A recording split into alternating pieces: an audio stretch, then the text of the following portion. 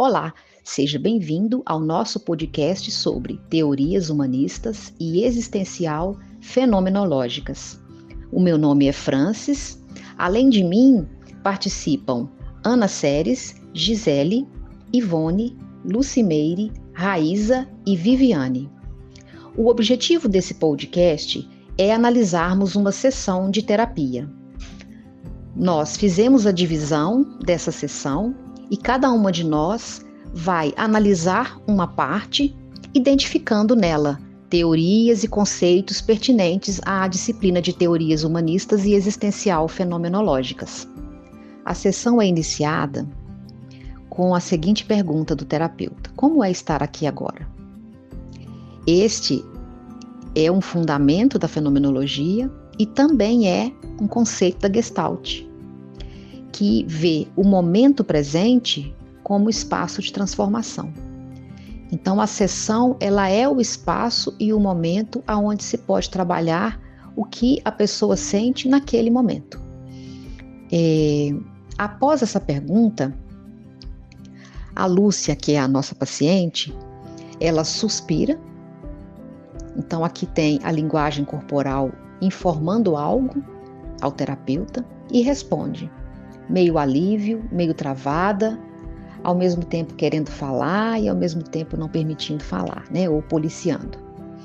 Nesse ponto, nós percebemos polaridades, que são estados opostos, né, que estão ali meio que contraditórios um em relação ao outro, e que faz parte aí, né, do processo da sessão, buscar integrar.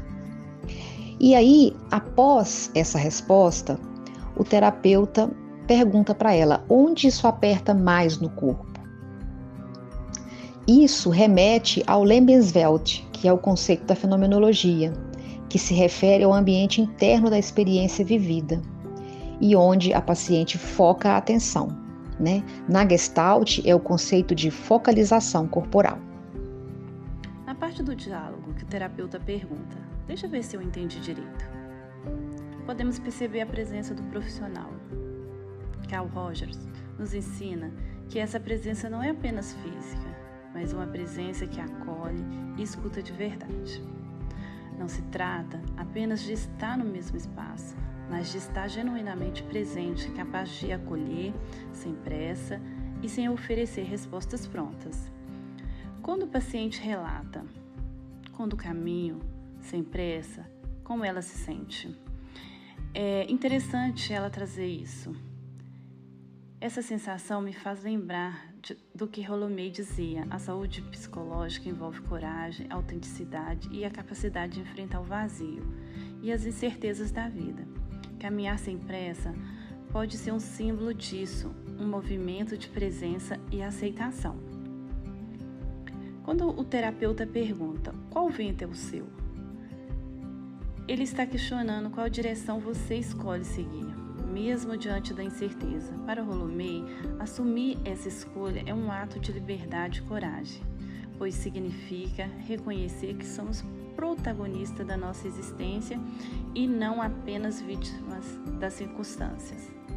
Essa escolha envolve responsabilidade. Não podemos controlar o vento, as condições externas, mas podemos decidir como ajustar as nossas velas para navegar.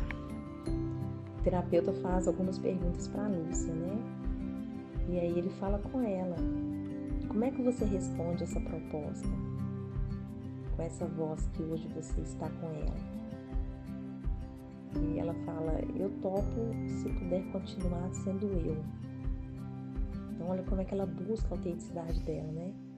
Nessa frase a gente vê que ela quer se posicionar com liberdade, com responsabilidade. Ela quer assumir as decisões dela, da vida dela, mesmo que ocorra a angústia da existência. Carl Rogers, ele fala sobre a questão do self. Então a gente precisa buscar essa congruência. E quando ela busca isso, ela alinha, né, a construção do eu dela, do self real, quando ela diz que ela quer buscar a liberdade e responsabilidade. E ela precisa desmistificar aquele self ideal, que é os desejos da família, das outras pessoas, querer que ela seja quem eles queiram e não quem ela quer ser. E nisso, ela vai vivendo uma vida de autenticidade, quando ela encontra esse self verdadeiro dela. Aí o terapeuta pergunta para ela, né? Tudo bem, como é você ouvindo dizer isso? Ela fala que fica assustada, aliviada, mas ela tem ansiedade. Vem aquela ansiedade, mas essa ansiedade dela é muito interessante porque ela diz que a ansiedade empurra ela, impulsiona ela para seguir em frente e não faz ela desanimar. E aí a gente observa isso com a ansiedade quando o Rolomei diz sobre ressignificar. Então, a Lúcia, diante dessa situação, ela está ressignificando e ela passa por uma ansiedade normal. Não é uma ansiedade neurótica, que ela vai realmente engajar na posição de seguir em frente, de lutar, né, pelo que ela deseja ser, com liberdade, enfrentando a sua vida. Bom, então, dando continuidade aí, né, nessa ideia da ansiedade que impulsiona, aí o terapeuta ele faz uma intervenção, né, que é tentar trazer a Lucy para uma decisão, uma escolha prática em relação a esse movimento. Ele pergunta assim, o que dá para fazer de pequeno nos próximos 1-2 dias alinhado com isso? E aí a Lucy vem e falar com o meu gestor. Então, o que o terapeuta está fazendo aqui é trazendo esse conceito aí do Rolomei de microprojetos de sentido, né? O indivíduo, ele cria sentido a partir das suas escolhas, das escolhas que faz. E, claro que tem um sentido mais amplo, né? Em termos, um sentido geral na vida, mas ele vai criando esse sentido à medida que ele vai fazendo pequenas escolhas. Outro conceito que a gente pode ver aqui é a ideia de ciclo de contato da Gestalt, né? Essa ideia de que uma sensação, às vezes uma sensação de ansiedade, de angústia, movimenta, né? Então a sensação, ela vem para a consciência, depois ela gera uma mobilização de energia que serve como motivação para a ação, e aí a ação, ela vai no sentido de buscar satisfação, até chegar no contato final, que é quando a necessidade é satisfeita. E aí ela encontra o repouso novamente, que a gente chama de retirada, né? Que é quando há a integração da experiência até que outra necessidade emerge. Então, assim, esse ciclo, né, quando ele se completa, o indivíduo cresce e se equilibra. Se ele não se completar, se a Gestalt ficar aberta, né, o ciclo foi interrompido, então a energia da necessidade não se resolve. E aí isso gera fixação, bloqueio, sintomas neuróticos. E aí dá para ver que o terapeuta está ajudando a Lúcia aí nesse processo, né, de lidar com essa ansiedade percebida, essa angústia percebida, a se movimentar até o ciclo se fechar, né, para que ela não fique com isso retido aí. Esse é um conceito importante aí da Gestalt. E aí, prosseguindo no diálogo, o terapeuta faz outra intervenção interessante. Ele fala: de onde vem essa ideia que paz e ambição não andam juntas? Ela trouxe, né, essa ideia dessa contradição que ela está sentindo aí, entre paz e ambição, né? Ou entre alívio e ela está assustada e aliviada, né? Essas sensações aparentemente contraditórias. E aí o terapeuta pergunta: você quer tentar dar voz para essas duas partes suas agora? Né? Sem escolher ainda, só dar voz, né? Só para experimentar o fenômeno como ele é. E aí a gente vê aí, primeiro, uma validação do terapeuta, né? Que é muito importante. Um acolhimento sem julgamento, né? Que é um conceito importante do Carl Rogers, né? De empatia. E também uma intervenção no sentido de diálogo de polaridades, que é um conceito da Gestalt também. É ajudar o paciente a integrar essas experiências aparentemente contraditórias que fazem parte da vida humana, né? Aí o terapeuta, ele valida, ele fala assim: olha, dá para ficar um pouco entre as duas, sem decidir correndo, né? É um acolhimento sem julgamento, aí do Carl Rogers, empatia, que é muito importante, né? Nessa aceitação incondicional do paciente. E aí o terapeuta vem e pergunta o que cada uma teme perder, se a outra ganhar, né? Aí a Lúcia fala: a simples teme perder a paz, a outra teme diminuir. E aí o terapeuta pergunta: e você, Lúcia, no meio delas, o que você pode escolher? E aí a Lúcia responde: escolher sem culpa e sem máscara. Então aqui a gente tem dois conceitos importantes. Primeiro, essa ideia de culpa, né? É um conceito que aparece no Viktor Frankl, que ele traz aí a tríade trágica. O sofrimento, a culpa e a morte são sensações existenciais muito comuns no ser humano, né? A culpa é um sentimento que a gente sempre vai ter que lidar aí na existência. E Frankl fala que mesmo frente a esses sentimentos inevitáveis, é possível encontrar sentido a partir da atitude que o indivíduo cria, que o indivíduo tem sobre esses sentimentos, né? Então, a Lúcia está tentando fazer esse movimento.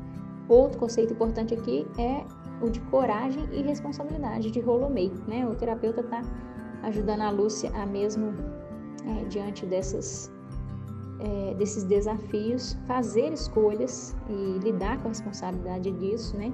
Ter coragem para lidar com as responsabilidades da sua liberdade de escolher. Lúcia está buscando uma forma de pertencer, sem sumir de si. Lúcia afirma: eu amo vocês e ao mesmo tempo preciso experimentar a minha vida. Isso reflete a busca por uma posição de sentido. Essencial na logoterapia de Viktor Frankl. E a passagem do ser a vir a ser, um conceito central de Rollo-May, onde toda escolha é uma renúncia. O terapeuta propõe: topa ensaiar uma frase curta do seu jeito? Imaginar essa cadeira como se fosse seus pais. Essa técnica da cadeira vazia ou dramatização, criada por Fritz Perls, o fundador da Gestalt terapia. Ao verbalizar, Lúcia sente que eu existo, eu consigo. A resposta do terapeuta final valida a experiência de Lúcia.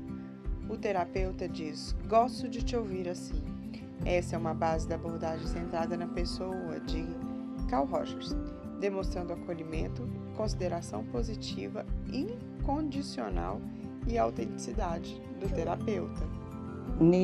Nessa análise, né, desse atendimento fictício, né, na frase em que Lúcia diz: eu posso escolher e segurar minha escolha, dói, mas é meu. Ali expressa vários pontos centrais da teoria de Rollo-May, né, e da prática clínica que é inspirada nele, que são a liberdade, né, e responsabilidade, onde May fala, né, que o ser humano ele é livre para escolher, mas a cada escolha, né, traz a responsabilidade, né. Tem a angústia como parte da existência, em que May também relata que a angústia não é algo é algo para eliminar, mas para compreender, né. Na frase dói, mas é meu, mostra que a dor e a angústia, elas fazem parte do processo de existir, de se responsabilizar. É o reconhecimento de que a vida tem peso, mas esse peso também é caminho de crescimento. Aborda também a coragem de ser, né? Na clínica maiana, né? Fala-se muito da coragem de ser, um conceito bem essencial de Rollo-May, né? Onde que ele fala que coragem não significa não sentir medo ou dor, significa seguir o mesmo sentido, assumir a própria história, mesmo quando dói. É um ato de coragem e de autenticidade. E tem também a autenticidade quando a pessoa diz que segura suas escolhas, ela está entrando em contato com o que é autêntico, com aquilo que vem de si, né? É como se fosse sair do piloto automático, né? E perceber que isso aqui é meu, sou eu que decide agora, né? E tem a construção de sentido, que ao aceitar a dor e a responsabilidade das escolhas, a pessoa começa a construir microprojetos de sentidos, como May dizia, né? Onde cada escolha consciente é um pequeno passo para uma vida mais verdadeira. Na situação em que Lúcia diz, né, saio mais comigo do que entrei, Aí esse contexto está expressando uma vivência essencial da clínica existencial, a de voltar para si, encontrar-se no próprio movimento e reconhecer a própria capacidade de escolher, né? Isso vai mostrando que o processo trouxe mais contato consigo mesma, mais consciência e mais coragem para ela assumir quem é. E esse movimento, ele é central na proposta existencial, onde fala, né, que olhar para si, entender o que se sente e tomar decisões de forma responsável. Quando a paciente diz respiro, parece abrir uma janela. Aqui há a presença dos conceitos de autenticidade e ação consciente.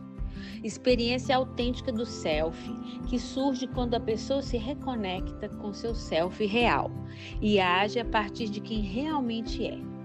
Conceitos da abordagem centrada na pessoa, teoria de Carl Rogers. A palavra respiro pode também representar um instante em que ela enfrenta a própria existência, assume responsabilidade. E é o que possibilita uma escolha consciente. Então, poderíamos falar em Holomei. Quando diz perguntar para quê? Para que eu estou aceitando isso? Se for para caber, talvez não seja meu. Se for porque faz sentido com a vida que quero, aí sim. Aqui estão claras as questões trazidas por Frankl, em busca do sentido da vida. A pergunta central da logoterapia. Também a essência da descoberta de propósito. Diferenciar aceitar para caber versus aceitar porque tem sentido.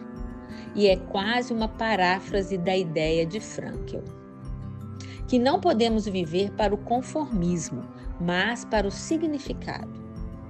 Frankl sempre afirmou que o ser humano é chamado a responder à vida com responsabilidade, sentido e não com submissão. O que mais me chamou a atenção, que eu achei muito interessante, foi a coerência do terapeuta em relação aos fundamentos da fenomenologia aplicada à clínica. Então, mesmo ele utilizando exercícios, propostas, técnicas, por exemplo, da Gestalt na sessão, e pelo fato da Gestalt, né, estar assentada sobre a fenomenologia, como outras abordagens humanistas existenciais, a gente percebe uma coerência muito grande com a fenomenologia. Então, a atitude do terapeuta é fenomenológica. A escuta dele é fenomenológica. Ele ouve as palavras, mas ele também escuta o corpo, o silêncio, a respiração, as emoções, os gestos, aquilo que a pessoa não nomeia, ele também está vendo, e isso mostra uma ética, uma escuta ética dele, uma presença autêntica dele na sessão, né? A gente percebe que ele não tem as respostas, e ele reconhece que as respostas estão no sujeito, que o sujeito é o especialista da sua própria vida, mas ele joga luz, ele ilumina, ele faz perguntas que faz a Lúcia refletir. Então, assim, o que mais me chamou a atenção foi essa coerência, essa congruência da atitude do terapeuta com a base fenomenológica da sua atuação, né, como profissional, e realmente é de admirar, né, uma postura dessa. Eu achei que me ensinou muito. O que mais me impactou nesse trabalho foi perceber que coragem não é ausência de medo, mas a decisão de seguir mesmo diante da incerteza. E que presença, seja na vida ou na terapia, é um ato profundo de respeito e conexão. Então te deixo com essa pergunta: qual vento é o seu? Uma das partes que eu gostei muito no caso da Lúcia foi a clareza da liberdade existencial dela. Ela percebe, né? Ela reconhece que a escolha dói, mas é dela. Então, assim, ela assume o lema da própria vida. Bom, algo que me impactou nesse trabalho foi a possibilidade de trocar ideias com as outras participantes, né, as outras estudantes. Acho que isso é um movimento rico, e tentar encontrar aí conceitos teóricos dentro de um diálogo terapêutico real. Eu acho que é uma oportunidade boa para a gente ver como as coisas acontecem na prática. E isso ajuda no crescimento aí, acadêmico. A parte mais importante para mim foi a questão de Rollo May, onde ele fala do conceito central referente à escolha.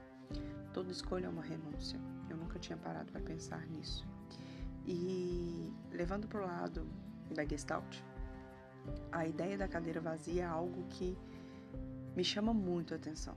Já pratiquei algumas vezes comigo mesma e vejo o quanto ela é útil e o quanto ela destrava a nossa mente para determinadas circunstâncias. O que mais me impactou na abordagem meiana de Rollo May foi perceber como a coragem de ser e a responsabilidade pelas próprias escolhas estão ligadas à angústia. É entender que a angústia não é um problema, mas um sinal de movimento na vida das pessoas.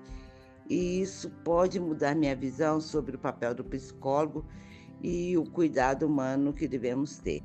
O impacto que isso me causa é pensar que o caminho para a felicidade é o encontro com a própria identidade. Algo tão simples, algo que encontramos dentro de nós mesmos e que às vezes passamos a vida buscando do lado de fora.